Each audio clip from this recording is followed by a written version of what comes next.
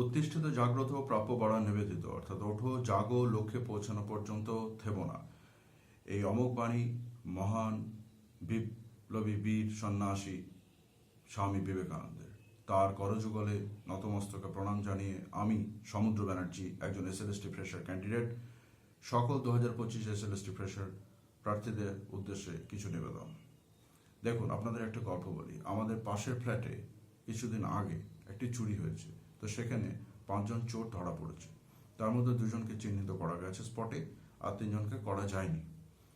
তো যাদেরকে চিহ্নিত করা যায়নি তাদেরকে বলা হচ্ছে তোমরা চুরি করেছো কি করোনি বুঝতে পারা যাচ্ছে না, কিন্তু তোমরা অচিহ্নিত, অর্থাৎ অচিহ্নিত চোর। তাই তোমাদের একটা চুরি তো করেছো, তাই চোরের একটা অভিজ্ঞতার জন্য 10টা করে রসগোল্লা তোমরা খাও।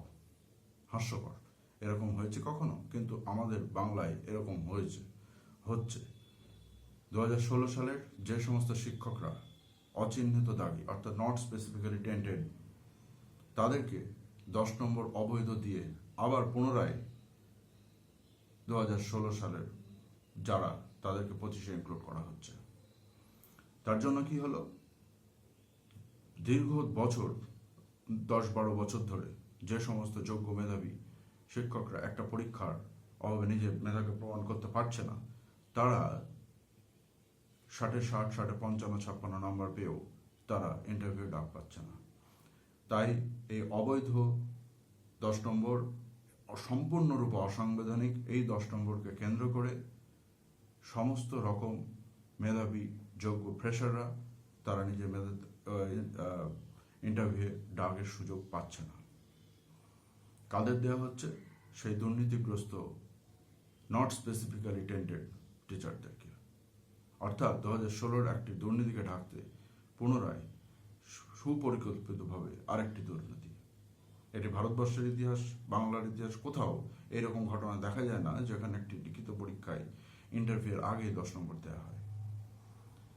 যারা যোগ্য বলে বারংবার মিডিয়ার সামনে দাবি করছেন, তারা একবারও বলছেন না 2025-এর ওএমআরটি পাবলিশ করার কথা। অথচ হাইকোর্ট বলে দিয়েছে এই 2025-এর, যেমন আমার কাছে আছে, আপনাদের সকলের কাছে আছে, 2025-এর ওএমআরটি ওপেন টু অল করে দিতে, অর্থাৎ স্বচ্ছতা বজায় রাখতে। ধরুন একটি চোর শিক্ষক চাকরি পেয়ে গেল। প্রত্যন্ত গ্রামের একজন চাষার ছেলে, সে জিজ্ঞেস করলো, মাস্টারমশাই আপনি কি চাকরি চুরি করে পেয়েছেন? তখন সে কি উত্তর দেবে? সে বলবে যে হ্যাঁ, আমি চুরি করে চাকরি পেয়েছি, আমি আশীর্বাদ করি তুই আমার থেকেও বড় চোর হোক। এই জন্যই কি এই পরীক্ষা শিক্ষক নিয়োগ ব্যবস্থা? হাস্যকর। 3 নম্বর, আমার কিছুদিন আগে একটুখানি ভালো মন্দ খাওয়ার জন্য একটা অ্যাসিডিটির প্রবলেম হয়েছিল। সেই কারণে আমাকে এই ধরনের একটি ওষুধ খেতে হয়। তো ওষুধটা খেতে গিয়ে দেখি জুলাই মাসে এক্সপায়ার্ড হয়ে গেছে, তাই আমি ফেলে দিই। তেমনি প্রত্যেকটি প্রোডাক্টই এক্সপায়ার্ড হয়ে গেলে সেটা ফেলে দিতে হয়, সেটা ইউজ করা যায় না, খাওয়া যায় না। তেমনি এক্সপায়ার্ড প্যানেল, যেটি মেয়াদ উত্তীর্ণ, এক্সপায়ার প্যানেল বলা হচ্ছে সেকেন্ড কাউন্সিলিংয়ের পর থেকে 2016 সালে, তাদেরকে আবার 2025 ইনক্লুড করা হয়েছে। কেন এত অস্বচ্ছতা? 1 মাস আগে অ্যাডমিট দিয়ে দেওয়া হলো, পরীক্ষার হলে খল্লামখল্লি টোকা, প্রশ্ন ভুল, ইচ্ছাকৃতভাবে 4-5 নম্বর সকলকে দিয়ে দেওয়া, ডেলি প্যাসেঞ্জারি করে ওএমআর ম্যানিপুলেট করা বিকাশ ভবনে গিয়ে পরীক্ষার পরে। এত দুর্নীতি কিসের জন্য? আমরা এই দুর্নীতির বিরুদ্ধে জবাব দিয়েছি, গোটা বাংলার মানুষ সুদে আসলে ফেরত দিয়েছি, এই দুর্নীতিগ্রস্ত সরকারকে বিদায় জানিয়েছি।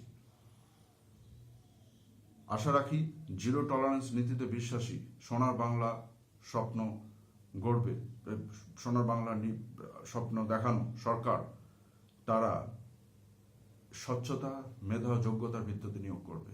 কিন্তু এখন পর্যন্ত সেই সদর্থক ভূমিকা আমরা বর্তমান সরকারের কাছ থেকে এখনো পাইনি।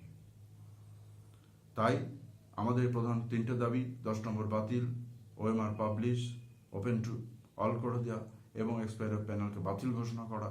এছাড়া অন্যান্য দাবি নিয়ে আগামী 20 তারিখ, অর্থাৎ আগামীকাল বেলা 12টার সময় করুণাময়ী থেকে বিকাশ ভবনে সকল এসএলএসটি ফ্রেশার প্রার্থীরা সমবেত হন। শান্তিপূর্ণ গণতান্ত্রিক পদ্ধতিতে আমরা আমাদের আন্দোলন চালিয়ে যাব।